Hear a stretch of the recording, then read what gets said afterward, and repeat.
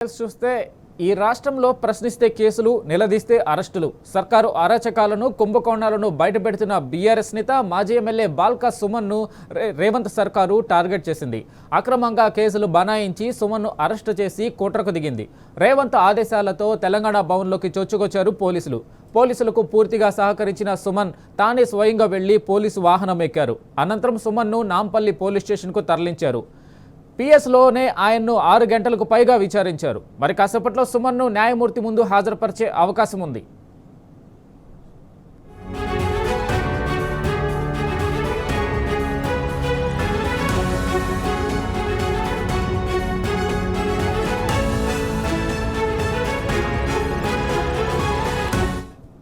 ఇక సుమన్ అరెస్టు సమయంలో తెలంగాణ భవన్లో బీఆర్ఎస్ శ్రేణులు పోలీసులను అడ్డుకుని నిలదీశారు. ఇదెక్కడి దుర్మార్గమని మండిపడ్డారు. లా అండ్ ఆర్డర్ను గాలికి వదిలేసిన పోలీసులు కాంగ్రెస్ పాలకులకు ఊడిగం చేస్తున్నారు. పాలకుల పల్లకి మోస్తున్నారు. పైనుంచి వస్తున్న ఆదేశాలను పొల్లుపోకుండా పాటిస్తూ బీఆర్ఎస్ నేతలను టార్గెట్ చేస్తున్నారు. సామాన్య ప్రజలను, రైతులను, నిరుద్యోగులను, ప్రతిపక్ష నేతలను వేధించడానికైనా పోలీసులు పనిచేస్తున్నది? న్యాయం కోసం పోరాడుతున్న వారిని బంధించడానికి సంకెళ్లు తయారు చేసిందా? పోక్సో కేసు నిందితులను దాచిపెట్టినప్పుడు పోలీసులు కళ్లు మూసుకున్నారా? ఈ రాష్ట్రంలో పట్టపగలే నేరగాళ్లు, దోపిడీ దొంగలు అరాచకాలు సృష్టిస్తుంటే కాకి డ్రెస్సు మొద్దు నిద్రలో ఉందా? ప్రజల తరపున పోరాడుతున్న ప్రధాన ప్రతిపక్ష నేతలపై ఎందుకీ అక్కసు? ప్రభుత్వాన్ని ప్రశ్నించడమే తప్పు అయితే ఇది ప్రజాస్వామ్యం ఎలా అవుతుంది? రేవంత్ పాలనలో ఈ రాష్ట్రంలో అప్రకటిత ఎమర్జెన్సీ నడుస్తున్న మాట వాస్తవం కాదా?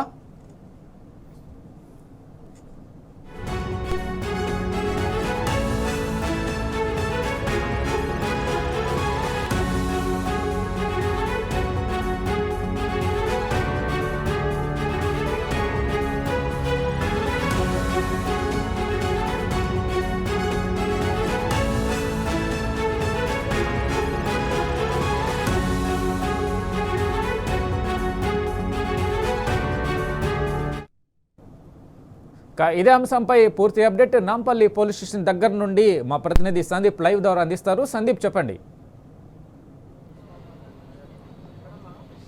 కొత్తగా 7 గంటల పాటు బాల్కా సుమన్ను విచారించారు. న్యాయవాదుల సమక్షంలో లీగల్ టీం కూడా ఇటు బాల్కా సుమన్ వెంట ఉంది.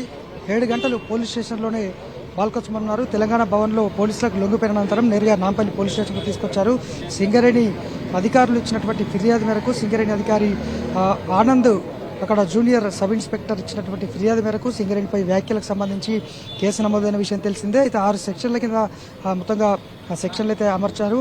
ఇందులో BNPP యాక్టు, ఇలా రకరకాల సెక్షన్స్, 306 BNS యాక్టు, ఇలా 6 సెక్షన్లు అయితే విధించారు. మొత్తంగా 7 గంటల పాటు సుదీర్ఘంగా బాల్కా సుమన్ను విచారించారు. అయితే ఆయన వాంగ్మూలం కూడా నమోదు చేశారు. ఎందుకంటే వ్యాఖ్యలు మొత్తంగా ఒక అల్లర్లు ప్రోత్సహించే విధంగా ఉందనేటువంటిది ప్రధానమైనది. కానీ అక్కడ అక్రమాలు జరుగుతున్నాయి, వేల కోట్ల కుంభకోణం జరిగింది, అవినీతిని వెలికి తీయాలన్న వ్యాఖ్యలపైన కక్ష కట్టి ప్రభుత్వాన్ని ప్రశ్నించేందుకు కక్ష కట్టి కేసు నమోదు చేస్తారని బాల్కా సుమన్ అన్నారు. మొత్తానికి మరికొద్ది సేపట్లో వైద్య పరీక్షల నిమిత్తము బాల్కా సుమన్ను తరలించనున్నారు.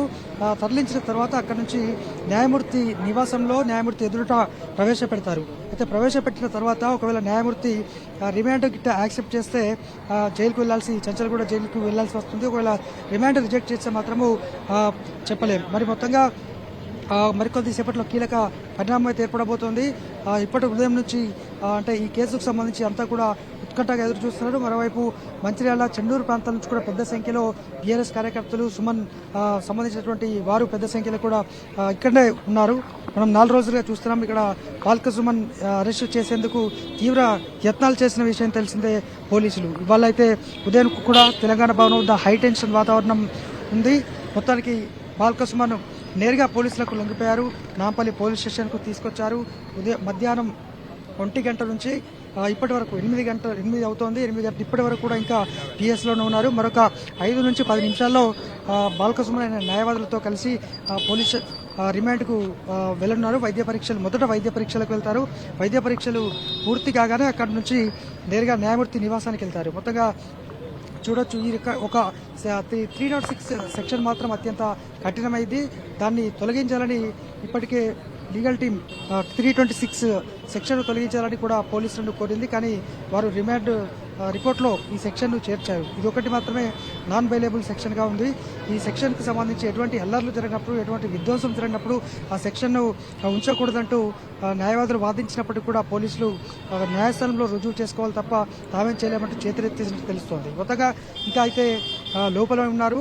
మరి కాసేపట్లో బయటకు ఇటు వైద్య పరీక్షల నిమిత్తం రాబోతున్నారు. మరి చూడాలి న్యాయమూర్తి ఏం చెప్తారు, రిమాండ్కు యాక్సెప్ట్ చేస్తారా, రిజెక్ట్ చేస్తారా అనేది ఒక ఉత్కంఠ అయితే ఉంది. మొత్తగా 7 గంటలుగా అయితే విచారణ చేశారు. ఆ వ్యాఖ్యలు ఎందుకు చేయాల్సి వచ్చింది, ఆ వ్యాఖ్యల వెనుక అర్థం ఏంటి అనేటువంటిది ఏదైనా కావాల్సిన అంటే వాంటెడ్లీ చేశారు అనేటువంటిది ఒక అల్లర్లు ప్రోత్సహించడము, ఒక అంటే సింగరేణికి సంబంధించి వాళ్ళ కార్మికులకు ఒక భయాందోళన వాతావరణం కల్పించడం లాంటి కేసును అంటే ఇటు సింగరేణి అధికారులు అయితే పిటిషన్లో పేర్కొన్నారు. ఈ నేపథ్యంలో కేసు నమోదైంది. 4 రోజులుగా బాల్కసుమన్ అరెస్టుకు యత్నిస్తున్నారు. ఇవాళ స్వచ్ఛందంగా లొంగిపోయారు. అయితే ప్రభుత్వంపై ప్రశ్నిస్తున్నందుకు తనపై ఇన్ని కేసులు నిత్యం కేసులు నమోదు చేస్తున్నారు. మొన్న కేతనపల్లి మున్సిపల్ ఎన్నికల సందర్భంగా మెజార్టీ సీట్లు బీఆర్ఎస్ గెలుచుకుని సీటు కైవసం చేసుకునే ఉద్దేశంలో ఉంటే తనను అరెస్టు చేశారని కూడా బాల్కసుమన్ చెప్పారు. అయితే కాంగ్రెస్ పార్టీకి చెందినటువంటి ఎమ్మెల్యేలు కావచ్చు, సీఎం రేవంత్ రెడ్డి కూడా ఎన్నో వ్యాఖ్యలు చేశారు. నరకండి, చంపండి అంటూ మాట్లాడారు. కానీ అధికార పార్టీకి సంబంధించినటువంటి నాయకులపై ఎలాంటి కేసులు ఉండవు, ఎమ్మెల్యేలపై ఎలాంటి కేసులు ఉండవు. కానీ ప్రతిపక్షం ప్రశ్నించేటువంటి వ్యక్తులపైనే కేసులు నమోదు చేస్తారు. మొత్తంగా పైనుంచి వస్తున్న ఆదేశాలను పోలీసులు తూచా తప్పకుండా పాటిస్తున్నారని కూడా ఇప్పటికే ఇక్కడ న్యాయవాదులు కావచ్చు, అలాగే బీఆర్ఎస్ లీగల్ టీం, బీఆర్ఎస్ నాయకులు అయితే చెప్తున్నారు. మొత్తానికి బీఆర్ఎస్ లీగల్ టీం అయితే బాల్కసుమన్ వెంటే ఉన్నారు. అలాగే బీఆర్ఎస్ రాష్ట్ర నాయకులు ఎల్లు శ్రీనివాస్ కూడా లోపలే ఉదయం నుంచి అరెస్ట్ అయినప్పటి నుంచి కూడా పోలీస్ స్టేషన్ లోపలే ఉన్నారు. మొత్తంగా మరి చూడాలి, ఇప్పుడు లోపల పేపర్ ప్రాసెస్ నడుస్తున్నట్టు తెలుస్తుంది. ఇటు బాల్కసుమన్కి సంబంధించి సంతకాలు తీసుకోవడం లాంటి ప్రక్రియ అయితే కొనసాగుతుంది. మరొక 5 నిమిషాల్లో బాల్కసుమన్ రిమాండ్కు అంటే వైద్య పరీక్షల కోసం వెళ్తారు. వైద్య పరీక్షలు పూర్తయిన వెంటనే నారాయణగూడ హిమాయత్ నగర్లో ఉన్నటువంటి న్యాయమూర్తి నివాసానికి తీసుకోబోతున్నారు పోలీసులు. మరి ఇక్కడ స్థానిక డీసీపీ నేతృత్వంలో ఈ విచారణ మొత్తం కూడా కొనసాగింది. ఇటు సింగరేణి భవన్ అధికారి ఇచ్చినటువంటి ఫిర్యాదు ప్రకారము వాళ్ళ తరపు న్యాయవాదులు కూడా హాజరయ్యారు. పిటిషన్ పైన స్టేట్మెంట్ రికార్డ్ చేశారు. ఇటు బాల్కసుమన్ స్టేట్మెంట్ కూడా రికార్డ్ చేశారు. మరి చూడాలి, మరొక 5 నిమిషాల్లో బయటకు వచ్చిన తర్వాత మరి రిమాండ్కి వెళ్తారా, ఇక్కడే ఉంటారనేది ఒక మనకు స్పష్టత రాబోతుంది. Venkat. Right Sandeep, thank you.